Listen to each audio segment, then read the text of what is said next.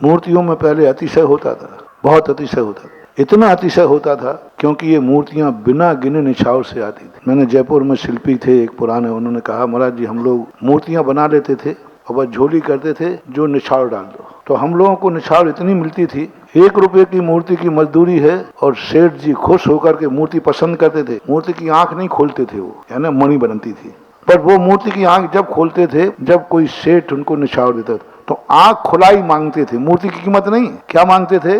आंख खुलाई निछावर। ये पैटर्न ना, मूर्ति की कीमत कभी बोले हमारे यहाँ नियम था मूर्ति की कोई कीमत नहीं लेंगे, बस आंख खुलाई की निछावर लेते थे। तो बस सेठ जी आंख खुलाई की निछावर देते थे, हम बैठ जाते थे छेनी हथौड़ी लेकर, सेठ जी आंख खुलाई की निछावर दो, और सेठ जी को मूर्ति बना इतना खुश होते थे। 1 रुपया की मूर्ति की मजदूरी और सोने की मोहरें हमारी झोली में डाल देते। हम क्यों मांगेंगे? क्यों मांगेंगे? मांगने से घाटा है। सोने की मोहरें तक दे जाते थे। 100 रुपये 1 रुपये की चीज 100 रुपया देते थे, सेठ जी खुश।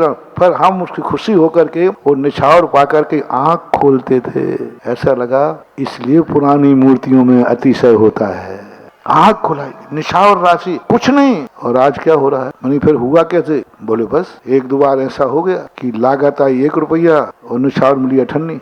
बस उन्होंने कहा सेठ जी निछावर दो, अब हम दोबारा मांगेंगे नहीं क्योंकि निछावर में खोलना है 50 पैसे में। तो वहाँ घर वालों ने कहा कि आप भूखों मरोगे, मजदूरी 1 रुपया की और मिले 50 पैसा, तो बताओ बाल बच्चे पढ़ेंगे कि भूखों मरेंगे? तो फिर हम शिल्पियों ने कहा अब जैनी बनिया हो गए। जब तक जैनी ने निछावर दी है तब तक हमने मांगा नहीं है, लेकिन जैनी अब बनियागिरी पर उतर आए हैं तो उन्होंने कहा भाई सेठ जी अब तो मूल्य है 1 रुपया की लागत है, अब वो गिन के लेता है और तुम गिन के देते हो। अब ये बनियों की मूर्ति आ रही हैं सब, पहले जैनियों की मूर्ति आती थी।